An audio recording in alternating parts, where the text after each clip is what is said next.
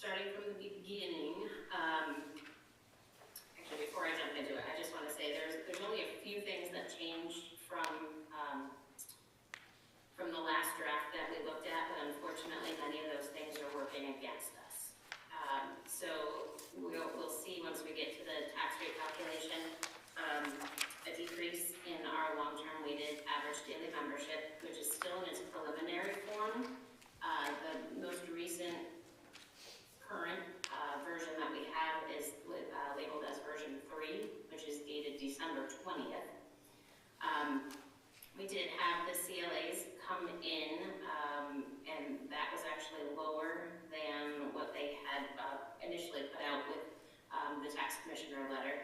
So that's not working in our favor. And then there was also an increase in the Southwest Tech announced tuition and the 6th semester average FTE. So with that, I'll go ahead and share my screen. We'll take a look at all this stuff.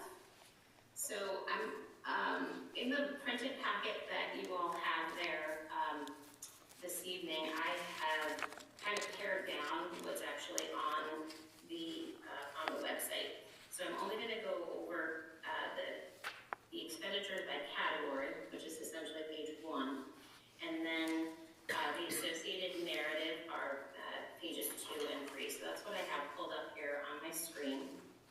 And the first 2 lines are 2 that have actually changed from the previous draft. And knowing that we had these factors that were working against us, I went through and I tried to trim things where I could that would have a minimal impact.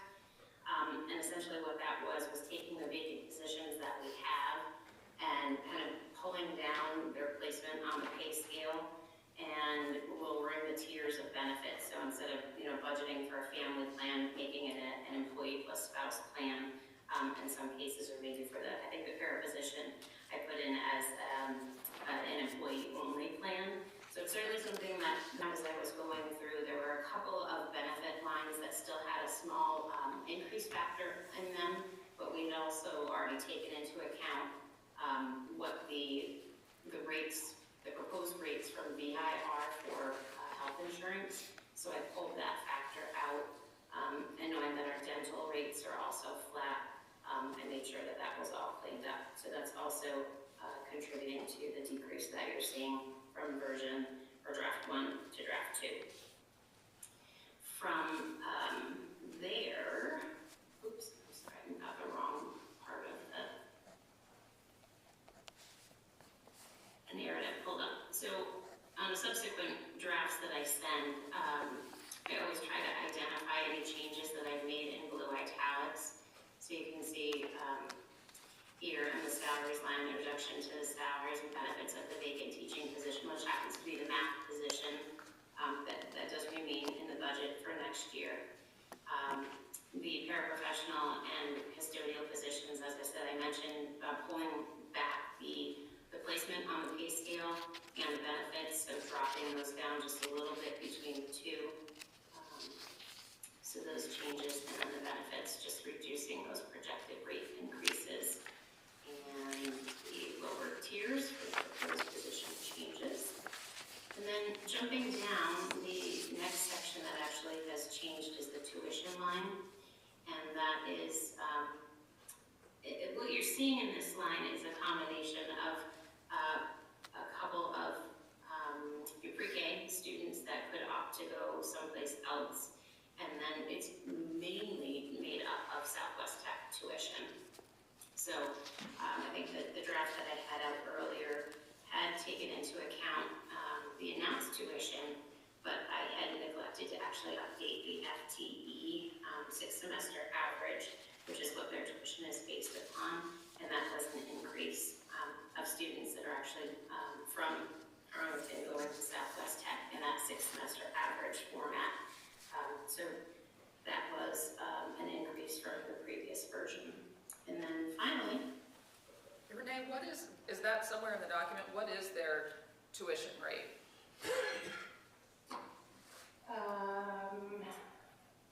Pretty high.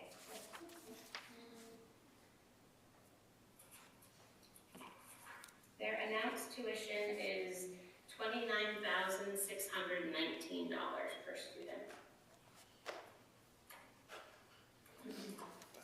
Wow. That is outrageous. I was going to say, that's like college. Not even. Yeah, and I thought I was being a little aggressive in our first pass of putting in a 7% increase, because that on average is what it has been over the past few years. But this is a 10.2% increase over the current year. So I know that this doesn't affect conversations about this current budget, but I think for, I don't know, within the SVSU, having conversations with the member districts about, I mean, it's a great resource, and it's certainly serving the students well, but that's not that amount of money. For half a day. Right, not even They a full only day. get 3 credit, that's 3 credits. That's insane. So I just need to be clear here. We spend nearly $30,000 to send a kid there for Half a day. half a day? That's beyond outrageous. Well, your FTEs, yeah, so between the tuition and the on behalf of, I don't know if, basically the school districts act as a pass-through, because the tech centers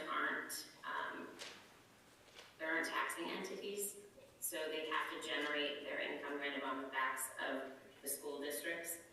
And then the state also, the state also has a mechanism to support that. It's a kind of like a lengthy calculation, but there's an on behalf of payment too that comes through that we have to budget for. So between the two of those, yeah, we're looking at, I think it's like $213,000 is what the total is. And your FTE, 6 semester average FTE for Arlington School District is 8.48. So for 9 students. $250,000.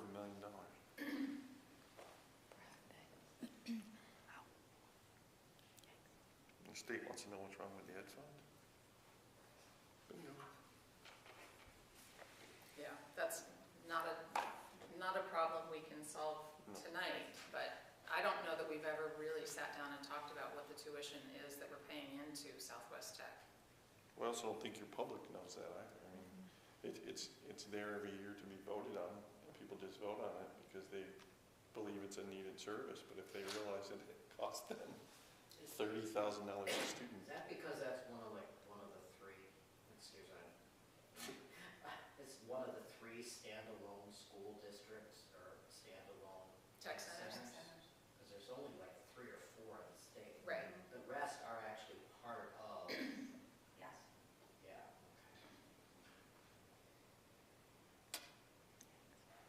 Yeah. Makes you wonder if the model is Yeah. sustainable. Yeah. I mean, I do understand the value because it does It's- educate. It's a great resource. Yes. What they're providing in It's just- programming is, But we could talk about programming in which, like, what the criteria is to attend, because I think that there are some things we could take a look at programming-wise, number-wise. Right now, I just said to Mike, how many kids are you driving? We have 23 to 25 kids down there. So. 15 in the afternoon alone. so this 8.48 students, you said, Renee, that's a 6-year, It's a 6 Average. semester average. Yeah, 6 I'm semester not average. I'm not exactly sure how they calculate the FTEs. It's a file that essentially comes from the AOE that basically I use to plug into the formula and part of it, I mean, they do actually, give me the pieces of the on behalf of amount, so I do have a cross check on that, but essentially, yeah, it's the file that comes from them. I mean, philosophically, it's a resource that we've talked about over time, that it meets the needs of students in programs that we can't offer here in the school.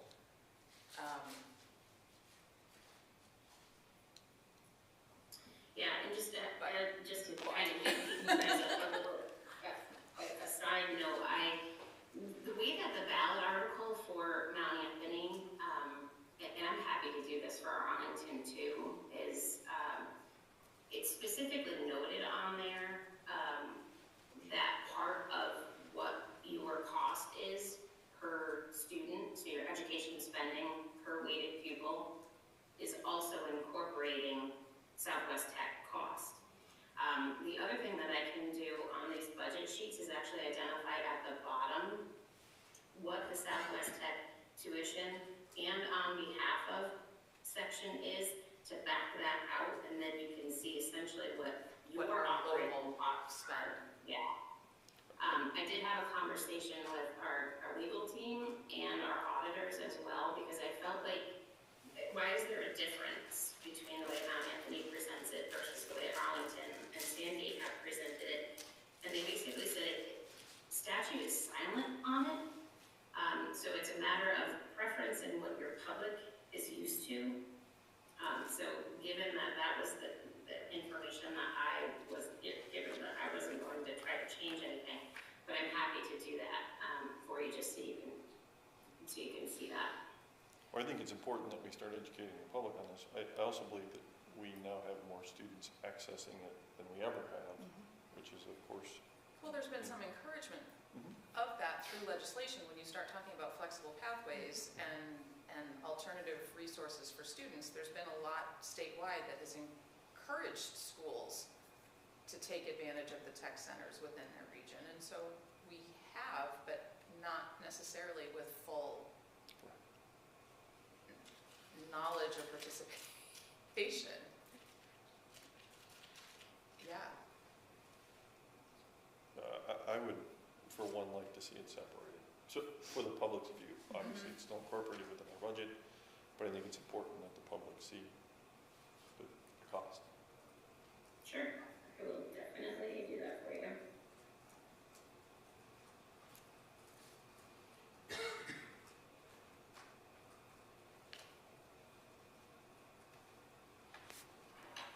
Thank you, Yeah, Renee, do for you want me to- that. Yeah, do you want me to jump back in? Yeah, yep.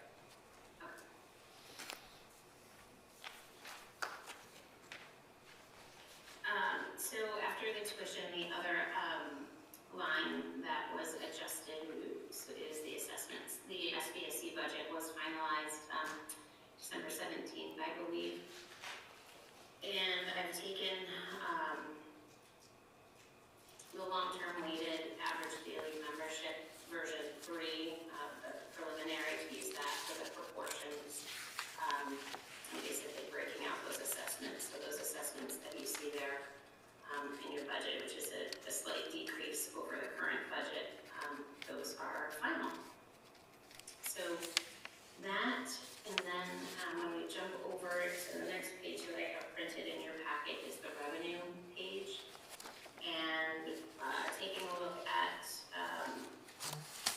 what we have for students currently, and then of course moving everybody ahead a grade, and what the likely announced tuition for Arlington will be. Right now, the numbers I'm using, $20,000 tuition for the elementary level, and we have 16 students from Sandgate and 1 from North Bennington that I'm projecting will be returning next year. So that's this line here, your tuition, your elementary tuition. And then the secondary tuition, projecting that at 21,000 tuition rate, with 17 students from Sandgate coming in and 7 from VRSU. Another adjustment that I made from the previous draft was also bumping up the interest since. Interest rates are not coming down as quickly as they were initially projected to, and what we've seen historically over the past couple of years, I think it's probably a safe bet to bump that up. So those are the changes there. And then to jump to the last page, actually, it's the last page in the budget packet, but not the last page in the printout that you have, because I did include reserve fund information. But on the tax rate calculation, we take those budgeted expenditures. So from the draft 2, version 2, overall budget of $9.8 million, the offsetting revenues gives us the education spending of just over $8.5 million. Long-term weighted ADM ADM, again, this is the current number that I have from the Agency of Education for Arlington School District, is $629.75. So when we divide our education spending by our long-term weighted ADM, this ends up being that difference essentially. And that then gets divided by the property yield, which was recommended by the tax commissioner at 85.53. I'm not sure how much we got into this last time, but now that we actually have what the statewide adjustment is, came in at 72.36% with this new legislation. It basically gets applied here and then it comes back off below, so essentially it's a wash. It's even as if it didn't exist. So I can show you this as well if it didn't come into play. But the statewide adjustment has already been factored into this. Had it not been, it would have been 11,820. So it's already been reduced. That gives us the equalized rate of 1.5832. CLA came in lower, the same estimate was 71, came in at 69.63. But then, again, with the new legislation, we have to take that statewide adjustment into effect, which then brings that back up to 96.23 to get you to an estimated rate of 1.6453, or about an 8-cent increase. Or pretty darn close to where we were last year at a 5.2%. Just to note from draft 1, this number decreased. It was 650, so it's down substantially. Our education spending per long-term weighted ADM, that gets compared to an excess spending threshold, but we are not anywhere near that. The threshold this year, or I should say for next year, is 15,926, so we're not anywhere near being penalized for spending too much per student. And then I already mentioned that the CLA had actually come in lower than what the initial estimates were. And then the only other thing that I wanted to mention here is that I did really kind of broad brush to give you a rough idea, to bring your percentage increase down. So to get this to a 4.2% increase would require $80,000, either additional revenue or cutting in expenditures. And then to get it down, which would be about a 6.5-cent increase, to get it to about a 5-cent increase, we need to cut about $160,000. So that is what I have to share tonight, and then I can show you real quick if you wanted to. So if these factors weren't here,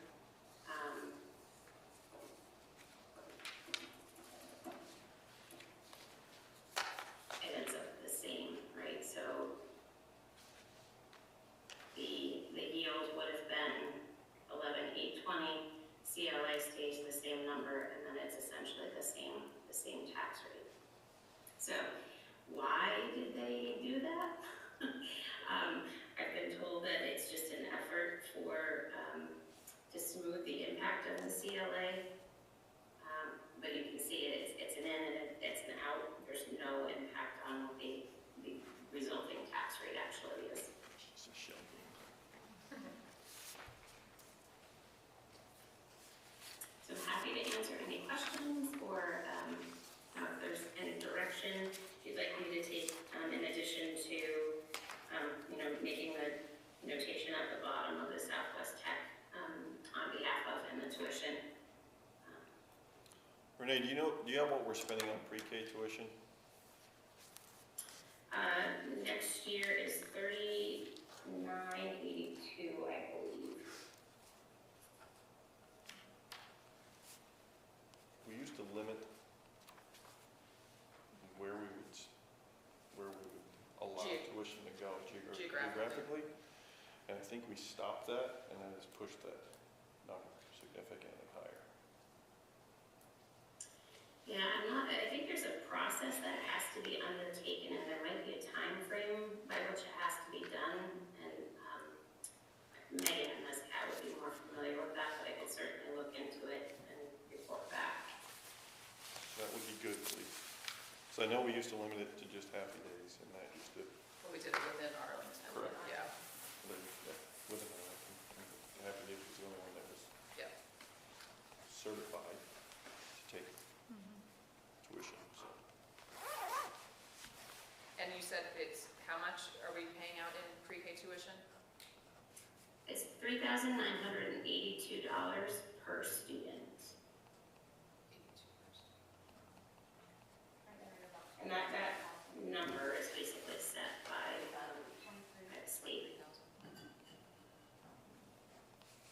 I think it was either February or March to make the zoning. Okay.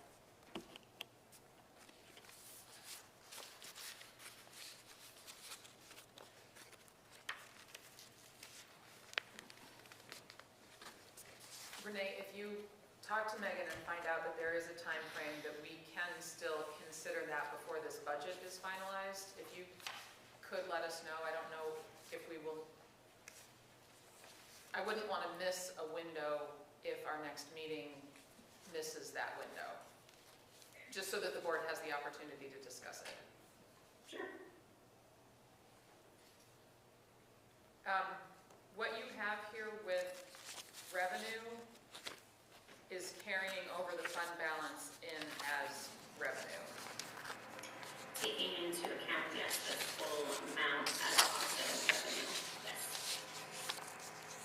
And that is completely up to the board if you would rather, put some ballot articles on the warning, to put money in reserve funds, you can certainly do that, but that's just gonna drive your tax rate higher.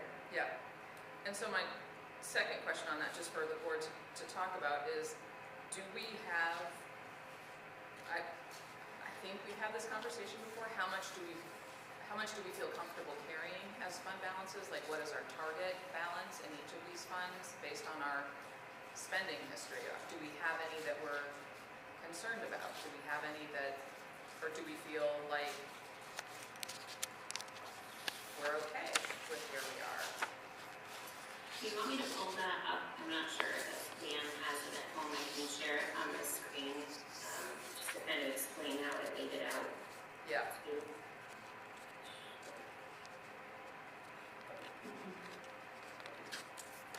And I know we've talked in the past about, Renee, are there guidelines that you would have for us as recommendations based on how we have accessed money in those funds? Are there guidelines on a minimum balance that we should be considering? Because we got ourselves into a situation a while ago where we really weren't funding those accounts, and we ran into some trouble because we didn't have access to the money to do some of the things that we needed to do.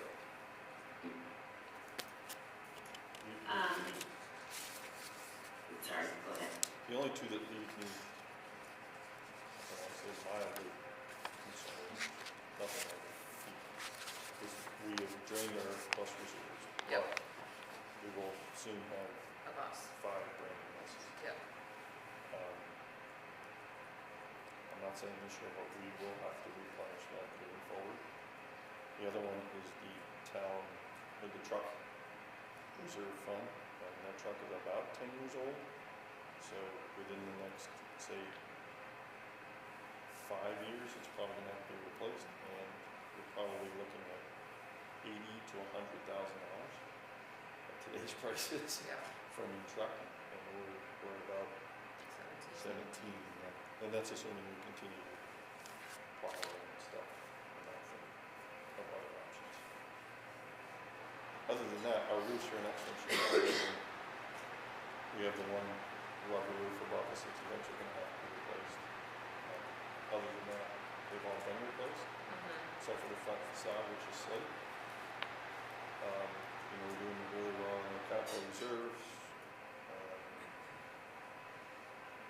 Our wastewater treatment facility has all been revamped in the last 4 years. So I'm not overly concerned about that. So the capital reserve remaining balance after these things come through is 70, 72, 73, and the plant maintenance is 24, 25. Yeah, and I'm sorry, I should have, also included the bus on here too, because that, there is a transaction that'll be coming out of that money, right? Yep. They did not include, yeah, so I can revise that for the next go round too. And the reason that I listed this way is that I haven't, been sending everything, like, as we're paying bills, I haven't been sending them to Christian to transfer the money.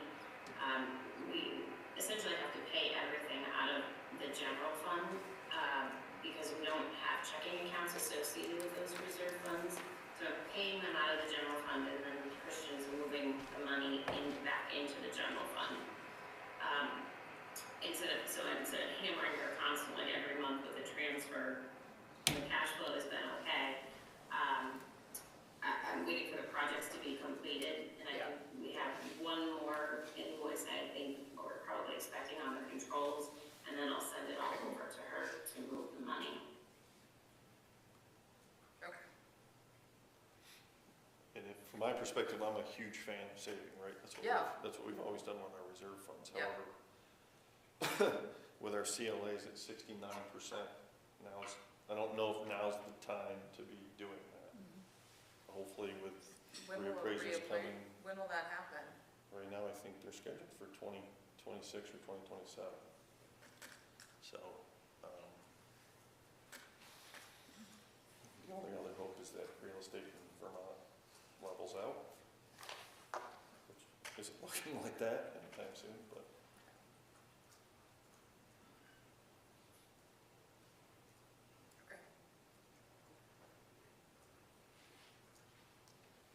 So Renee, the numbers that you gave again on, target tax rate and changes that we would have to make, do you have that?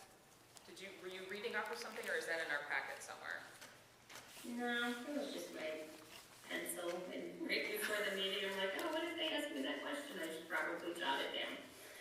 So $80,000, gets you to 6.5 cents for a 4.2% increase. $160,000 roughly will get you to about 3.2% increase, or just under 5 cents. So about $40,000 is a penny. Ish.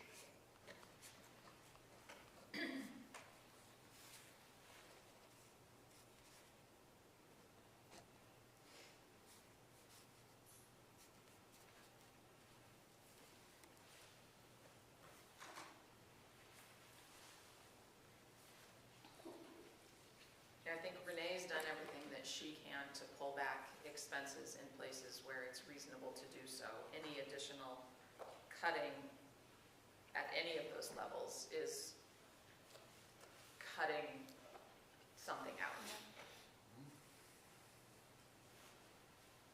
Position program.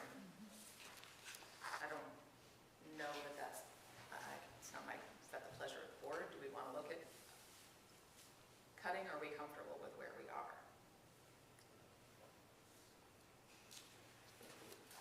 I'm cautiously comfortable where we are. Any higher, and I don't think I will be, personally. Yeah. I think the reason I am is because last year we came in much lower than we anticipated, which gives me a little more of a comfort this year. Came in lower than anticipated in spend? No, In the actual taxes, yeah. Yeah. And when I look at our budget, the vast majority of our increases is in salaries and Yep. benefits, which are already negotiated. We can't change that. And benefits, we have zero control over. Right. Um, Yep. That's what I'm saying, like at this point, if there were any changes that we needed to make to our total spend, it would start impacting what we can offer Correct. at some level. I'm comfortable comfortable as of right now, but if anything changes from the state, I think Dan has to be prepared to make some cuts. I'm not saying we're gonna do it, I'm just saying we have to be prepared. Because if the property tax yield comes in lower, if our long-term weighted average is no longer equalized pupil rates, goes down, then that changes our tax rate. So we have to at least have it in the back of our minds, be prepared. Renee, the recalculation that you got, 650 to 629, what are they, what's the process, what's the timeline, why is that still happening? There have been some significant calculation issues on the AOE's part, so from version 1 to version 2, they picked up a lot of the errors. Version 2 to version 3, there were virtually no changes for our supervisory union school districts anyway. We have been going round and round this week with the folks at the Agency of Education and their data team, trying to make sure that the files that they have that they're using to then generate the long-term weighted average daily membership are correct. The Secretary of Education sent out a communication last week basically saying that she was going to require superintendents to verify the accuracy of these counts, and the file that they sent out was a series of graphs that had no numbers on them. So there was a lot of pushback from the school district saying, hey, we can't have our superintendent sign off on this when there's no numbers. So then they gave us another file with numbers, and every time we pull the file, they've changed. I know that the agency is getting pretty antsy, as we are one of probably a dozen supervisory unions that haven't signed off yet, but we're not confident that the numbers that they have are actually correct. So there was a final push today asking for all superintendents to sign off. We want to see the data one more time. Actually, if you noticed, I was a little distracted a couple minutes ago because somebody was just leaving. They've been looking at this pretty much continually for the past several days. We're going to take one more look tomorrow. Hopefully, we'll be comfortable that it's correct. We'll sign off, and then the ADM, long-term weighted ADM, will be frozen. They were hoping to have that out to us on Monday, but because the superintendents haven't all signed off across the state, that's delaying that. So I expect it'll probably be, if not this week, early next week. And then once it's frozen, it's done. And so Todd, are you saying if there are any changes from the current 633 number to it being finalized?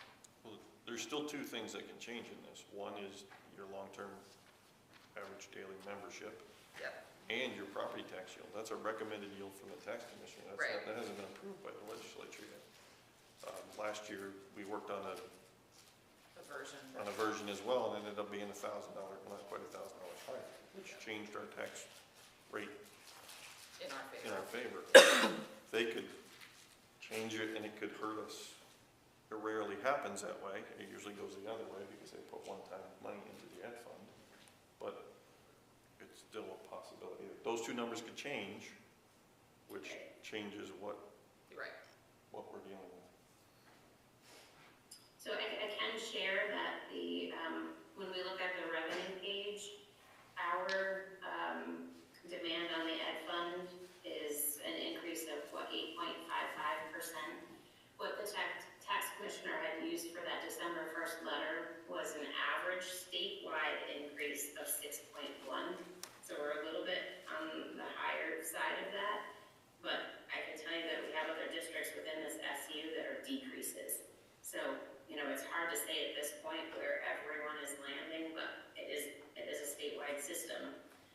And Todd, as you correctly point out, it's up to the legislature. It's like the lever that they use, right, to determine how much money they need to generate from property taxes to go into the ed fund to basically sustain what all the school districts are going to be spending.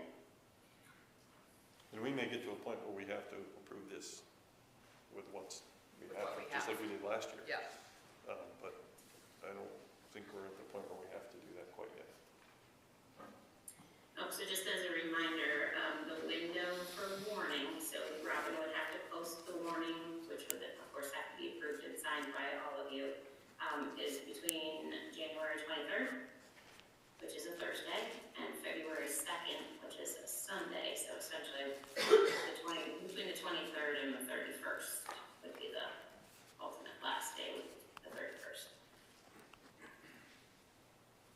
expecting the long-term weighted ADM numbers to be finalized and approved and signed off this week. And are there any? Hopefully, but yeah, probably next week at, the latest. Okay, so we then should consider that we're gonna need to have a final meeting to approve the budget and sign off on the warning before the end of the month. Okay. If that is something that you want to tentatively look at scheduling, I can just tell you, SVUESD meets next Tuesday, Mount Anthony meets next Wednesday, and then SVSU is the following Wednesday, the 22nd. So those would probably be days to try to avoid, but the 21st or 23rd, or we can piggyback on other dates. Well, if all we're doing is with no changes to the budget, barring any changes from the state level, we're not changing our spend, we would be approving a budget and we would be approving the wording on the warning. And we need people to sign the warning though. So we do need to be in person to the extent possible. Or I can just leave it, there at. And people can stop by and sign it. Okay. Any availability dates from this group? 21st or the 23rd? Check all those. Can do the Sports, 23rd. Can or cannot? I cannot, I could do the 21st if it's early enough. Maybe 5 o'clock. Jess, with your kids' schedule, can you do the 23rd? Yes, I could do the 23rd. And Terry? I can do the 23rd. Okay. So let's hold, Dan, if we were to meet on the 23rd to approve a budget and sign a warning, could you do it on the 23rd? Dan, you're muted. You're muted, Dan.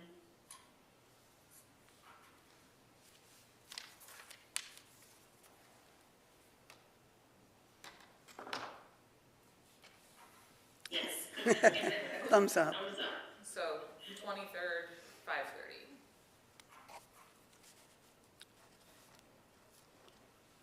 And that's just for budget and warning. Okay. Any other questions for Renee related to the budget? And I'll get together with Megan,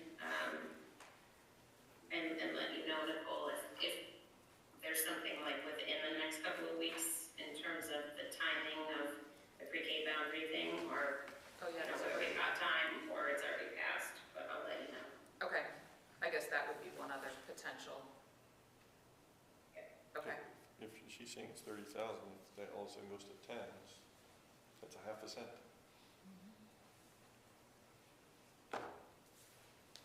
okay.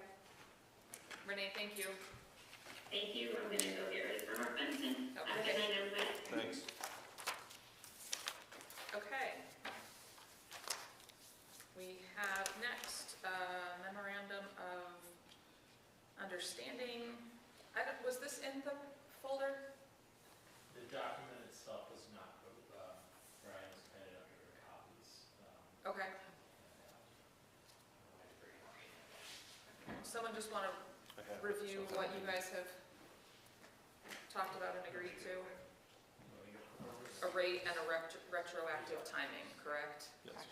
Yeah, so what had been discussed, two board members, Jessica, coordinated with Brian and the association about essentially establishing a rate that could be used for committee work, summer school, after school, and we included language, other compensable hours performed over the summer, meant to, to encompass other committee and teacher-related work that would be done.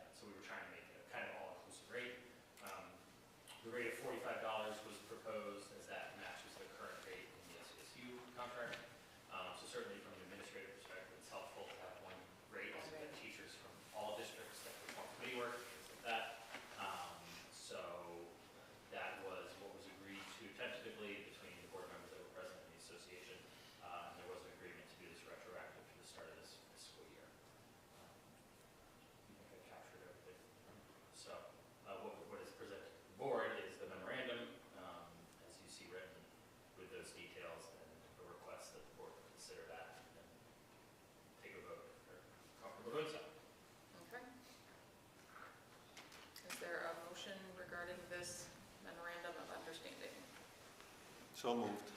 Second. Okay, so we have a motion to accept or approve the memorandum of understanding that was presented. I'm not going to reiterate everything that Nick just said. Any discussion? I would just say thank you guys for working through this. Thank you, Brian, for bringing it up. It's always best when we can collaborate on solving problems like this, so thanks. All right, all those in favor? Aye. Aye. Aye. Any opposed? All right.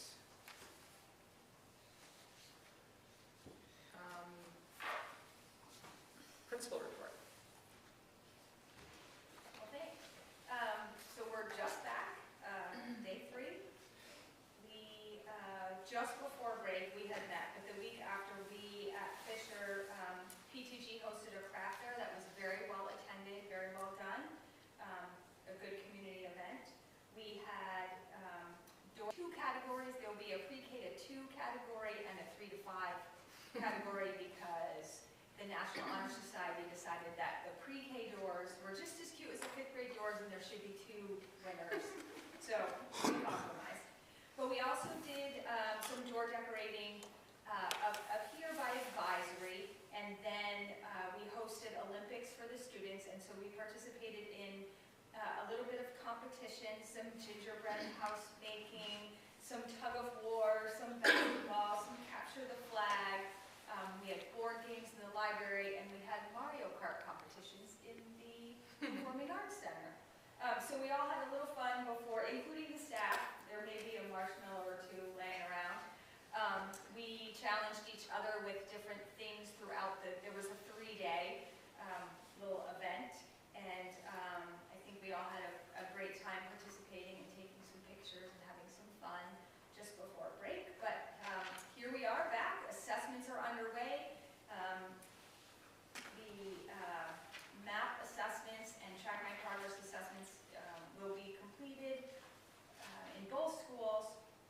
And then today was to be our first GIST day, but due to the temperatures, that was sort of postponed until next week. We will be preparing for our 100th day of school. Can't believe that's already coming. So that'll be February 6th, pending any days. So we're getting ready to plan those events, as well as February 10th will be our International Cultures Night. So feel free to attend if you can. It's going to be a great event. And athletics are well underway. Teams are doing well. It's going to be a busy winter. And district-wide, we have sort of completed our fire safety drills for December. And as I said, GISP and assessment reminders have been out, and we'll be continuing our GISP PD afternoons. And so those schedules have gone out to teachers for that. Any questions? Thank you for bringing fun back into the school, and it just, this is what kids will remember. You know, it's not those tests, No, not the test. not the tests. The doors, the lockers, the decorations, they had a good time. Marshmallow. You might have a little fun with marshmallow. The Olympics go way back, Olympics go way back. way back to my day. Yep. So we will plan those for the Friday before February vacation. We have a little competition going on I heard between that, yeah. grade levels. Yep. So we'll see what February afternoon brings. I'll keep you posted. All Thank right. you. Thanks, Tian. We have no policies, and then we have our consent agenda. So if we could have a motion to approve the consent agenda with minutes from December 11th. No retirement, no leave of absence, 1 resignation that was included, no nominations, no field trips. So moved. Second. Any discussion? All those in favor? Aye. Aye. Chair's report, just wanted to let you guys know that Deanne and Missy and I met today to talk about the annual report for town meeting. And our current thinking is that we will do a postcard mailing. That will be the only thing that gets mailed out. It will have a QR code and a link to the website where Missy will have a robust, kind of a lot of what was put in that color brochure, we can do online with all of the financials, all of the letters, all of the program highlights, all of the great pictures that she has done in the previous annual reports. Pretty comprehensive of what we can do online. And then there will be a printed version that will be scaled back, that will just have the financials, the warning. I think that was it. So there will be an online version that people can access with everything. There will be a printed copy that they can pick up. We're not going to mail it out, but they can pick it up at the town office or they can pick it up at the library. And then there will be a postcard that goes out to everybody. So that gives us some flexibility in being able to print the postcard and get that done while we're still finalizing some of the other materials and save some money.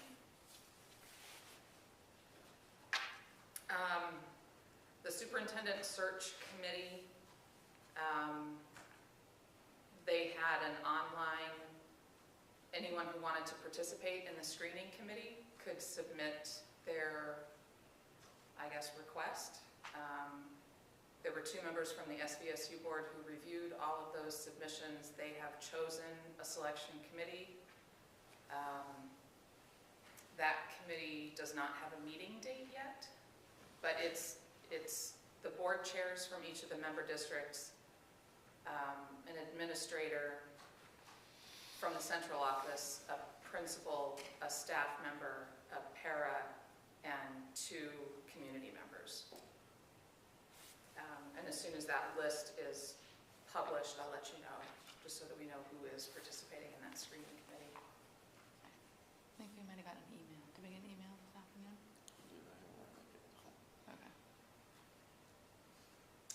I don't know, I haven't seen anything on how many applications we have yet or what that process is going to look like from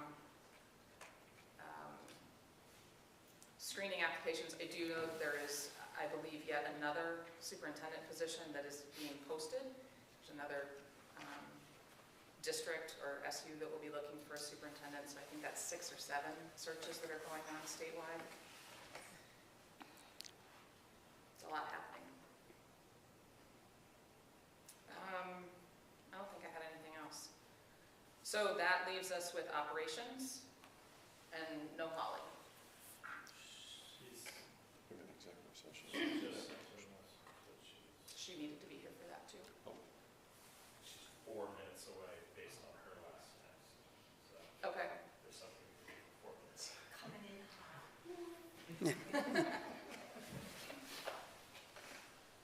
Does anyone have anything else that they want to talk about? How's the basketball teams doing? Girls are doing very well. Yeah? A young team, young in terms of basketball experience and age, but they're doing really well. Good. I did talk to somebody who is involved with the MAU Nordic program and said that we have a student who previously participated with BBA that's now, that Tobias is participating with the MAU Nordic team, and they're really happy to have him.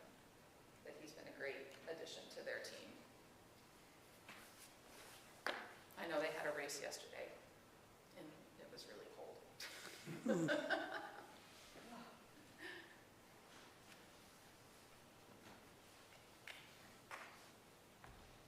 So we'll pause. What I believe we're going to be talking about is some changes in transportation, bus routes. I know that Deanne and Holly have been meeting and talking. As anybody who gets regular emails from the district knows, we've had buses out of commission and doubling up of runs, and so I know that there was some discussion about how we might be able to streamline the bus runs, and I believe that's what Holly's coming to talk to us about.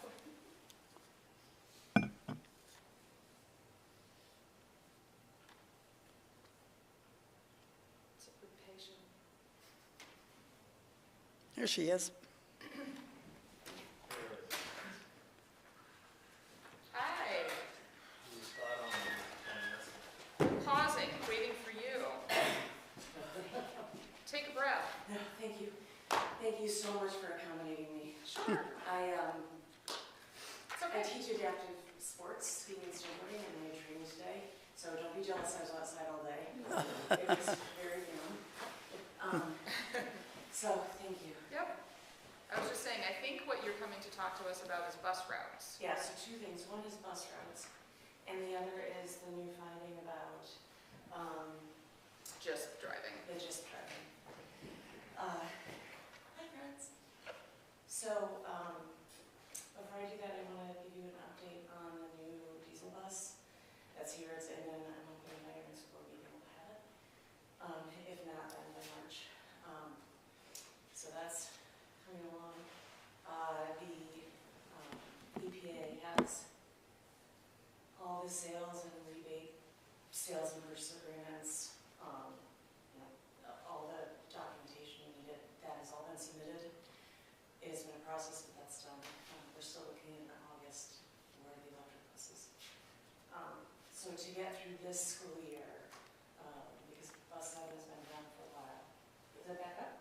And just once they get the part there, they got a part, critical shipment, because there wasn't any in the warehouse, so they're just, once that gets here, that bus will be back. And I talked with Bob and Anderson, cameras are going in today and tomorrow, so the bus may be here as soon as next week or the week after. Nice. That's awesome. So to get through this year with the lack of bus, not knowing exactly when we're gonna get the other bus, and knowing that we have to schedule sports, field trips, end of year stuff, Deanne and Mike and I looked at all our 4 routes and looked at consolidating them down to 3 for the rest of the year, so we don't have to bounce back and forth with double ups and double ups, and to make it more consistent, and make it less of a burden on it again. So we are on a schedule tomorrow night for Sandgate to talk about that and consolidating to just have a couple of stops and not doing the whole existing route we do now. But I wanted to talk to you guys about that and any concerns or questions you have. I'm totally against going to 3 routes, but Well, I think last time this came up, we'd asked for like bus numbers, like how many kids are on the bus, each bus, those, like how long they're gonna be on the bus. Do we have that information?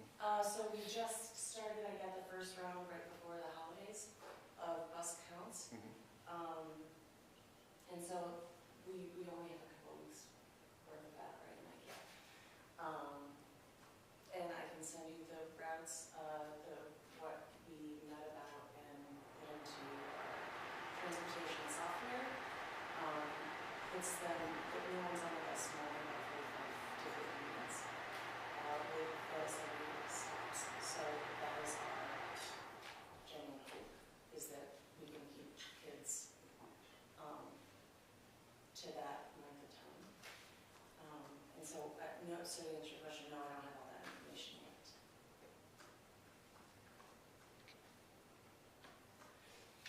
the new bus coming sooner than later.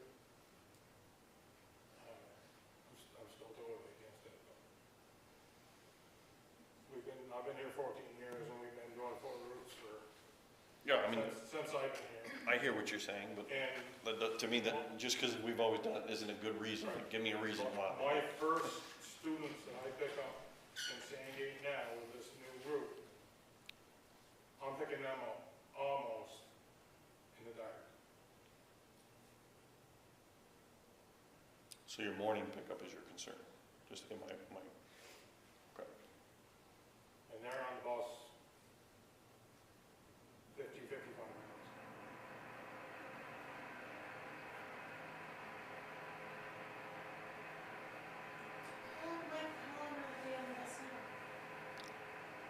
But the first students I pick up in the morning are on there, almost 55 minutes. I'm sorry, I wasn't here.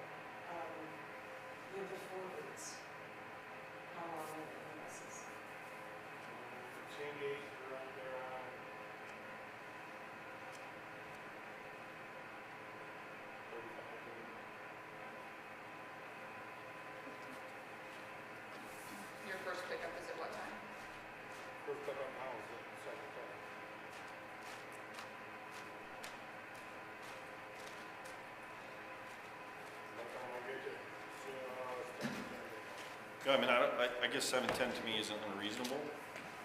I do a lot of traveling throughout the state, and I see kids out there much earlier than that, because I travel very early in the morning. And I'm absolutely open to anything, but I was hoping to hear more information as to which way or the other. I mean, right now, we're doing double doubles, and we're making that work. So I guess I'm hard pressed to say how isn't 3 routes gonna work if we can make it work with double doubles on a regular basis.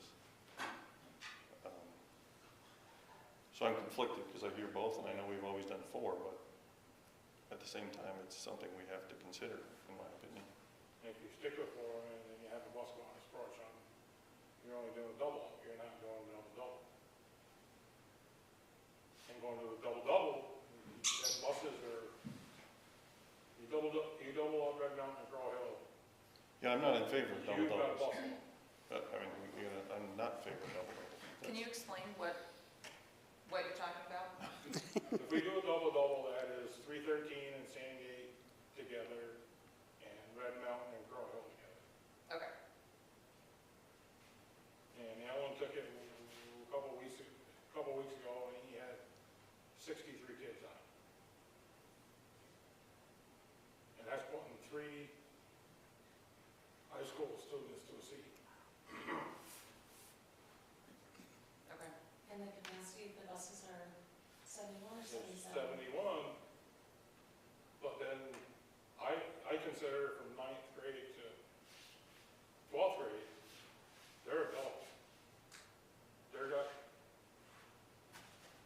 the 71 passenger is if you got a kid that's got a 13-inch bottom and you can fit 3 of them in a seat. That's your 71. You get into high school and you get some of these 10th, 11th, 12th graders who are my size. How many kids do we drop off within, say, a half a mile of the school, approximately? I know you don't have the exact numbers.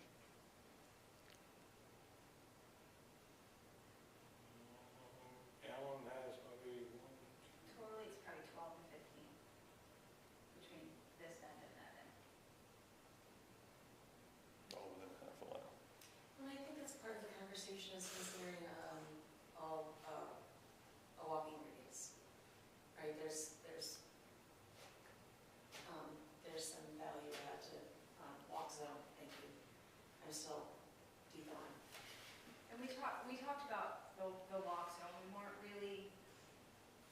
didn't really favor the walk zone, so we were really looking at what other options to make sure that we were transporting all students. I think part of the, even with, like, we did 2 double-doubles this week, it depends the reason you're doing the double-double. If we're doing double-doubles because we don't have drivers, then there's more kids on there. If we're doing double-doubles because there's a middle school game, 40 kids are getting on that middle school bus. So there aren't those 40 kids getting on a bus. So it all is really dependent on why you're having to do the double-doubles or the Any switch? combined, right? We've got kids who are doing morning practices. There are some days where, 8 kids get off from the Sandgate route. And our new bus is an Arlington bus, not a Sandgate bus. Sandgate doesn't currently have a bus. So we're providing a service for those students to get here. So should we just incorporate that into our route, which is the 313 route?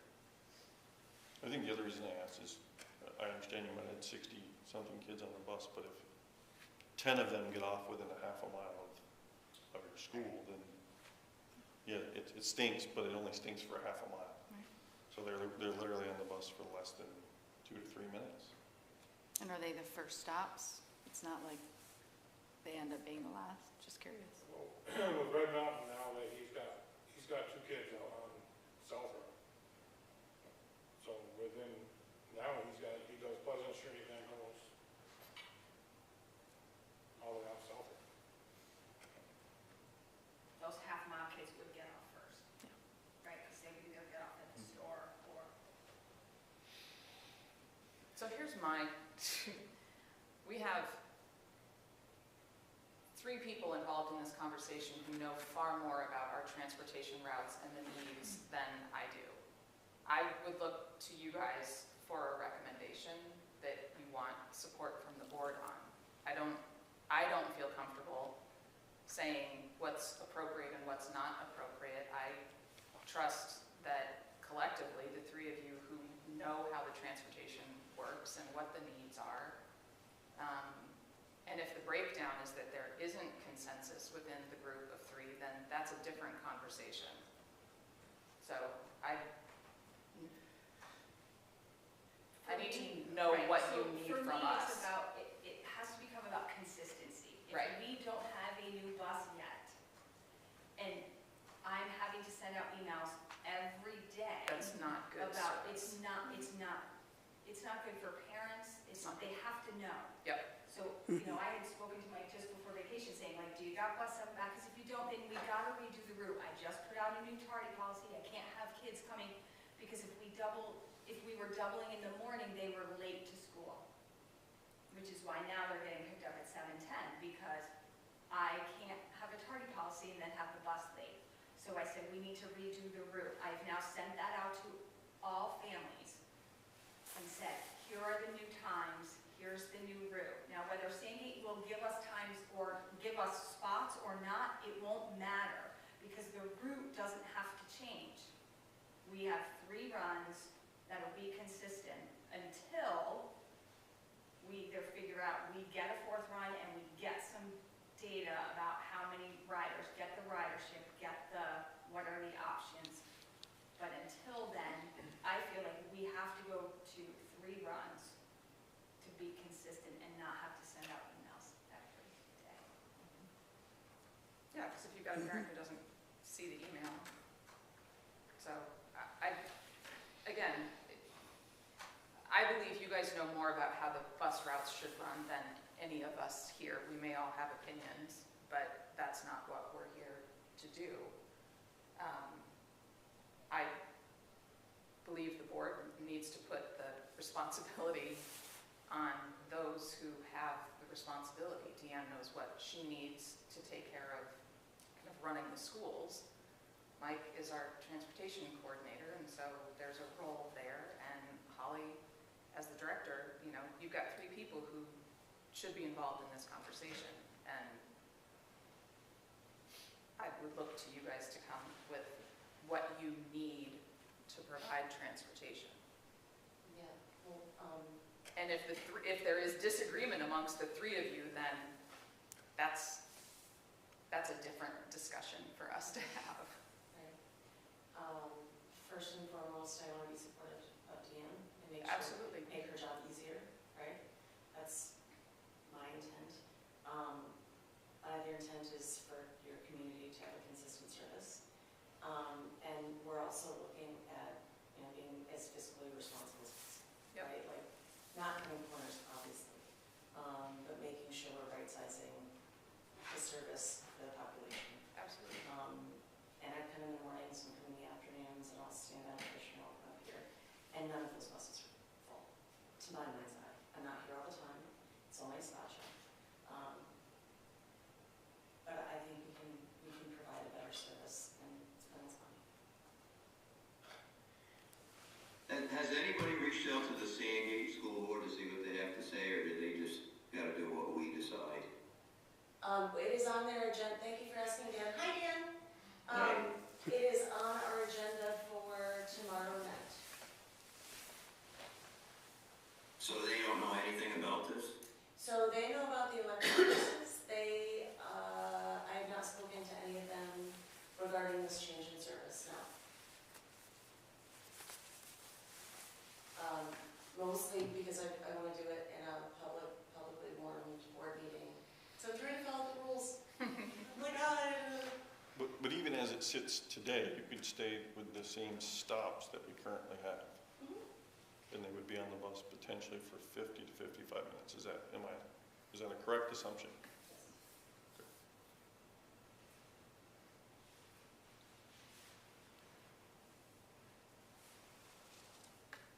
So do you, what do you need from us? Do you need a motion or? Or we have to make the motions based on your opinions. Oh, sorry.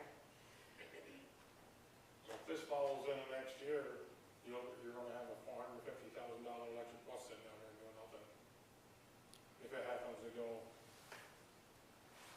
potentially. into next year. Yeah, and that was part of our discussion, was our number of buses, but we wanted to make sure that we were prepared for anything, and knowing that we may have to potentially sell one. Yeah, that we had that discussion when we bought the diesel bus and got multiple electric buses.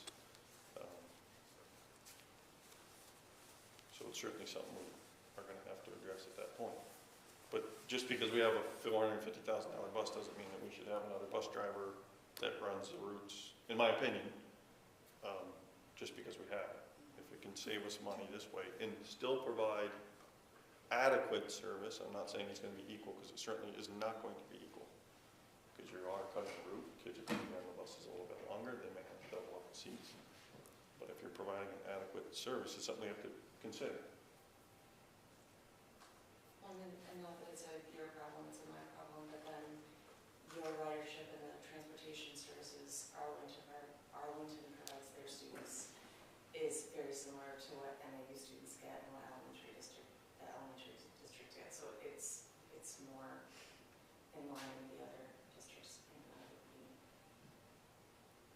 I mean, it sounds like in the short term, until you have this other bus back in operation, you need to go with a 3-route plan instead of having daily messages to parents. So until further notice, until you come back and say otherwise, it sounds like you need to, if I'm hearing you correctly, a 3-route structure will allow you to use the buses that you have available without daily changes.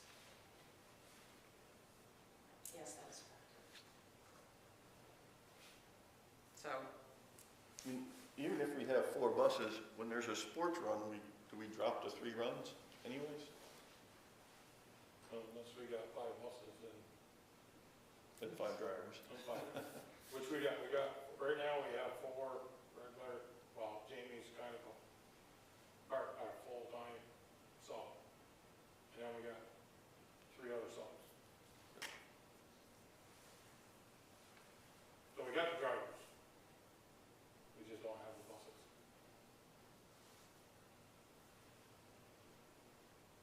Well, to your point, I think that going to 3 runs for those, we only have 3 subs. So if we build in some contingency, because, Rachel gets sick, or Jamie has a water main break, it provides some level of insulation from having to do that double up. Is that clear, Simone? I mean, I think currently it sounds like until circumstances change, based on the transportation resources that you have available, the 3-route plan is what you're asking. Am I correct? Is that what you're asking for our support on, is changing that to a 3-route plan until further notification? Yes. Okay, Because this may not work. I mean, right. I'd rather try to do something like how we need and fail than do nothing and keep doing the daily swap, switch it over.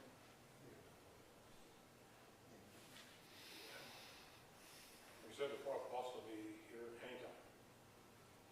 So we may be back here in a month having a different conversation. Right. So see how it goes, and The 4th bus would include bus 7, or bus 7. Would include the new one. the new one. And I'm just cautious about relying on that, because the person we communicate with, the salesman, he wants to Yeah. sell stuff, so I would rather. Because he called me today, and the camera guys were there and wanted camera placement. So that's all stuff to do on it is the cameras. So it could be here Friday, it could be here next week.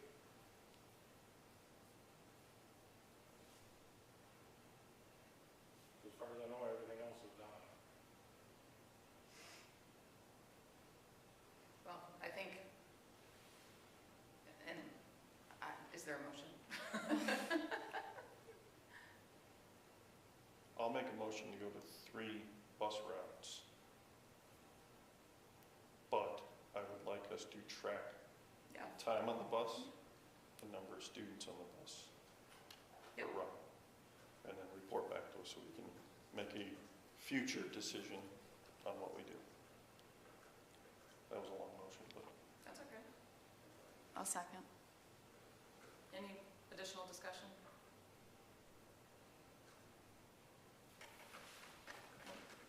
All those in favor? Aye. Aye. Aye. Aye.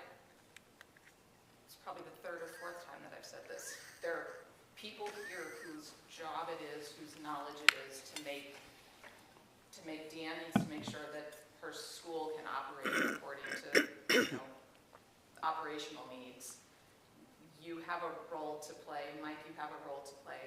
I'm hopeful that that process is working and that we are here to support that process. If there is a breakdown in the process, then someone needs to come back and talk to us about that. Because our students need to, the needs of the students need to be met. Okay. Anything else under? No, I just wanted to, since Mike's here, to give you an update on the GIST. Yes, oh yeah, yep. So do you want to start about your training this past weekend? I went to my school bus clinic on Saturday, and there was conversations about the non-school function of buses. And there just happened to be Pat, I don't know if you know Pat, from DMV. He was there, and there was other people talking about this non-function. I said, well, we run a GIST bus to Bromley on Wednesdays. And he says, is it a school function? And I says, no, it's actually done by Bromley Audio Club. And he told me right point blank that you cannot do a non-school function trip with a bus with a municipal plate.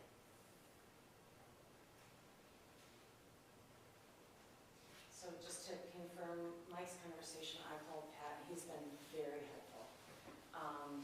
He echoed what Mike said, and he was gonna check with the DMV to see if we could change the municipal plate to a regular green plate. I don't have an answer if that's something we can change or not, I don't think We'd have to it is. apply for a DOT number first, So, which is easy, but.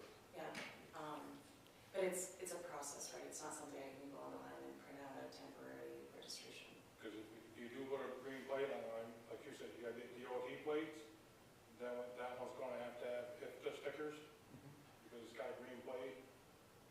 If it's got a green plate, you can't go to state. So it's gonna have the stickers. So there's a number of considerations. Before we do anything, we need to get all the information. Yep. So I don't mind taking them off, but if it's me taking them off, and with that, with a bus with a municipal plate on it, and I get stopped, it's my license. So this is the way I look at this in two ways.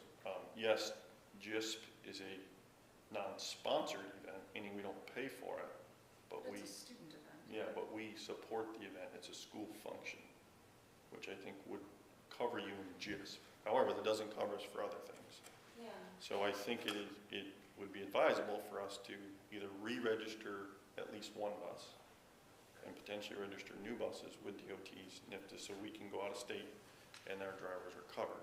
I know it's not an immediate fix, it's not gonna happen by next Wednesday, but in my opinion, that's something we should be doing. Absolutely. Yeah, so I'll continue to gather that information so we can make educated choices. I also reached out I reviewed this with Meg, and I contacted 5 other supervisory unions, and I called their directors of transportation. And I got a variety of answers, as you can imagine. Some of especially in the southern part of the state, some of the ones on the east side hire a service like before. And so they're covered, right? It doesn't matter. The other ones, some of them north of here, I brought this up to them, it was news to them. They also go to Brownlee, and he's like, we're going anyway, this is a school-sponsored event. But they also don't have half days, they have instructional in the morning and then options of things to do in the afternoon, so the way it's configured is a little different. I did have a chance to talk to Superintendent Kalkeen, and he agreed that this is a school function. function, we schedule our academic calendar around it. So I wanted to talk to other supervisory unions, because MAU doesn't provide transportation to this, neither does BSD. So I don't have any, in our supervisory union, any knowledge of how that works. And so Superintendent Kilkeen offered that, yes, this is a school-sponsored event. If it's not primarily sponsored, it's co-sponsored in coordination with the supervisory union. And because I was having so much fun on the frozen tundra today, I did not finish the draft that I started, but what we're gonna do is put a draft on letterhead with Superintendent Kilkeen's signature on it, so that in the event that any of the drivers get stopped, we have ocular proof that this is a school-sponsored event, and should they have any questions, to call me. Because the difference, there's many concerns, but the first one is that if Mike or any driver gets pulled over doing a non-sponsored school event Right. with it's considered not driving a registered vehicle, and he could lose his license, which no one wants. All of your private schools register their vehicles with DOT numbers and a green plate, as we call it, which is just a normal bus registration, because they're not municipalities. The way we get around it, and all schools get around it, is we register our buses as municipalities. We don't need DOT numbers, we don't need NIFTA certifications, things like that. So I think it would be wise of us to at least have, and it would be my recommendation is the diesel bus, Yep. because that is likely the one that would be motoring up mountains and Yep. potentially going out of state and things like that, and then maybe another electric bus or two, whatever you think. Or maybe all of them, I don't care. Yeah. It's just more paperwork and stuff you have to do to. That's no problem. Electrical is all municipal, because they're not gonna go far. Right. I don't think any of them leave the state. So at this point, is there an assurance that Deanne is going to be able to provide the transportation that the school board said we would provide for just next week? Yes, Okay, we will. I was just trying to cover our box in my. appreciate it. No, it's a good conversation to have. So Okay. for meeting minute purposes, it's going from a red plate from a municipality? No, Holly's researching options to make sure that we have. To a green plate, what does the green plate mean? It's Yeah. a non-municipal registration. So, A non-municipal registration? okay, speaking, we went to the local DMV and their learning process as well, so the information they gave us was not as comprehensive as we would have liked. Sorry, that I added a little. But Pat was gonna talk to his contact at the DMV and get us the proper. Okay. Anything else? Okay, we do have an executive session for a matter related to contracts. We could have a motion to go into executive session at 6:52 and inviting Principal, Deanne, and Holly, and Nick. So moved. Second. All those in favor? Aye. Aye.